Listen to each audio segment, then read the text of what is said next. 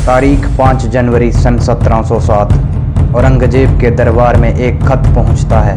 यह कोई मामूली खत नहीं, बल्कि सिखों के गुरु गोविंद सिंह द्वारा लिखा गया जफरनामा था। इस चिट्ठी को पढ़ने के बाद औरंगजेब मानो सुन्न सा पड़ गया। वह अपने तख्त से उठ भी नहीं पा रहा था। जफरनामा एक पंजाबी शब्द है जिसका हिंदी में अर्थ होता है जीत का खत। इस खत में गुरु गोविंद सिंह ने औरंगजेब के जुल्मों का जिक्र किया था। इसमें लिखा गया था कि कैसे तूने मजहब के नाम पर निर्दोष लोगों का खून बहाया है। तू खुदा की नज़र में एक जालिम इंसान है। इस खत को पढ़ने के बाद औरंगजेब ने गुरु गोविंद सिंह से मिलने की इच्छा भी प्रकट की, परंतु वह इतने शोक में डूब चुका था कि 1 महीने के अंदर ही उसकी मृत्यु हो गई। औरंगजेब की मृत्यु का कारण उसकी इस्लामिक कट्टरता बनी। हिंदुओं और सिखों से नफरत उसको ले डूबी। उसके अंत की शुरुआत तब हुई जब उसने सन 1675 में सिखों के 9वें गुरु तेग बहादुर का इस्लाम कबूल ना करने पर शीश कलम कर दिया। इसके बाद उत्तर भारत में सिख मुगलिया सल्तनत पर काल बनकर टूट पड़े। आग में घी डालने का काम तो औरंगजेब ने खुद किया जब उसने सन 1679 में हिंदुओं और सिखों पर जजिया कर लगा दिया। औरंगजेब के इस कदम का राजपूतों ने भरपूर विरोध किया। इस बार राजपूतों का साथ औरंगजेब का बेटा राजकुमार अकबर भी दे रहा था। सन 1681 में औरंगजेब अपने विद्रोही बेटे को खोजते हुए दक्कन की तरफ निकला, जिसको कि छत्रपति संभाजी महाराज ने पनाह दे रखी थी। सन 1681 से लेकर सन 1689 तक मराठाओं और मुगलों में घमासान युद्ध होता रहा। इस युद्ध में मुगल सेना का अधिकतम नुकसान हुआ, परंतु सन 1689 में छत्रपति संभाजी को मुगलों ने पकड़ लिया और इस्लाम कबूल करवाना चाहा।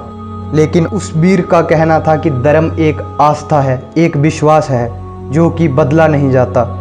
अंततः काफ़ी जुल्म सहने के बाद संभाजी वीरगति को प्राप्त हुए। औरंगजेब को लग रहा था कि अब वह पूरे भारत पर राज करेगा, परंतु यह उसका एक सपना था। अब मराठे इकट्ठे हो गए थे। सन 1691 में मराठा सरदारों ने मुगलों के खिलाफ जंग का ऐलान कर दिया। देखते ही देखते मराठा साम्राज्य बढ़ने लगा। अब औरंगजेब की मृत्यु का समय निकट था। मराठाओं ने राजपूतों के साथ हाथ मिलाया। अब मराठा और राजपूत इकट्ठे होकर लड़ रहे थे। बुंदेलखंड के राजा छत्रसाल ने सन 1706 में औरंगजेब पर युद्ध के दौरान कटार से वार कर दिया, जिस पर कि जहर लगा हुआ था। हालांकि यह घाव इतना गहरा नहीं था, परंतु अपना काम कर चुका था। इसी बीच औरंगजेब को गुरु गोविंद सिंह द्वारा लिखा गया जफरनामा मिलता है।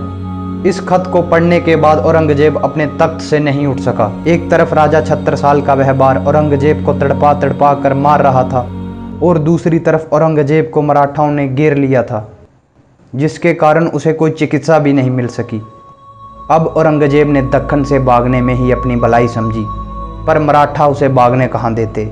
औरंगजेब के अंतिम समय में उसकी एक बेटी के सिवाय उसके पास और कोई नहीं था। 3 मार्च सन 1707 को उसकी तड़प तड़प कर मृत्यु हुई। अब मुगलिया सल्तनत केवल दिल्ली तक सीमित रह गई थी। राजस्थान पर राजपूतों ने अपना राज कायम कर लिया था। दक्षिण से लेकर मध्य भारत तक मराठाओं का भगवा परचम लहरा रहा था।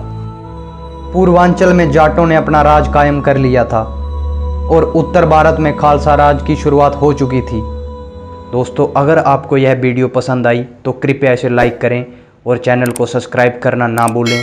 जय हिंद, जय भारत। दोबारा मिलेंगे किसी नए टॉपिक के साथ।